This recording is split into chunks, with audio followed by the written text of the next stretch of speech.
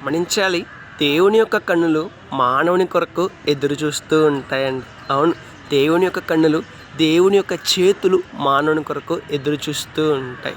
మానవుడు తన జీవితాన్ని మార్చుకుంటాడని, మానవుడు రక్షణ మారు మనసు పొందుకుంటాడని, మానవుడు తాను కలిగి ఉన్న చెడు అలవాట్లను విడిచిపెడతాడని, మానవుడు దేవుని వైపు తిరుగుతాడని, మానవుడు పరిశుద్ధంగా జీవిస్తాడని, మానవుడు దేవుడు మెచ్చినట్లుగా జీవిస్తాడని, మానవుడు ఈ లోకంలో ఉన్న పాపమును అసహించుకుంటాడని, మానవుడు దేవుడు కోరినట్లుగా జీవిస్తాడు అని మానవుని కొరకు, మానవుని జీవితం కొరకు దేవుని కన్నులు ఎదురు చూస్తూ ఉంటాయండి.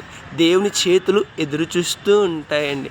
ఎప్పుడు మానవుడు తిరక్కపోతాడా, ఎప్పుడు మానవుడు రక్షణ పొందకపోతాడా, ఎప్పుడు మానవుడు దేవుని వైపు రాకపోతాడా అని దేవుని కన్నులు ఎదురు చూస్తూ ఉంటాయి. అనుక్షణము ఎదురు చూస్తూ ఉంటాయి, అనుదినము ఎదురు చూస్తూ ఉంటాయి. మానవుడు మరణము పొందినంత వరకు దేవుని కన్నులు మానవుని కొరకు ఎదురు చూస్తూనే ఉంటాయండి.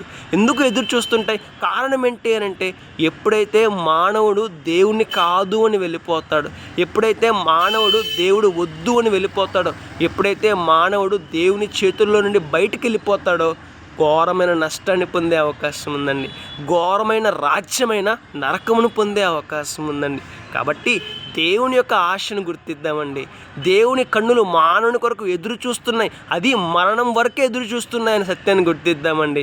మన జీవితాన్ని మార్చుకుందామండి, రక్షణ మారు మనసు పొందుకుందామండి, రక్షణ మారు మనసుకు తగిన జీవితాన్ని జీవిద్దామండి, మరణం వరకు పరిశుద్ధంగా జీవిద్దామండి. ఫలితంగా శ్రేష్టమైన పరలోక రాజ్యాన్ని పొందుకుందాం, శ్రేష్టమైన ఆనందాన్ని పొందుకుందాం, శ్రేష్టమైన జీవితాన్ని పొందుకుందాం. మరి మన జీవితం ఎలా ఉన్నది?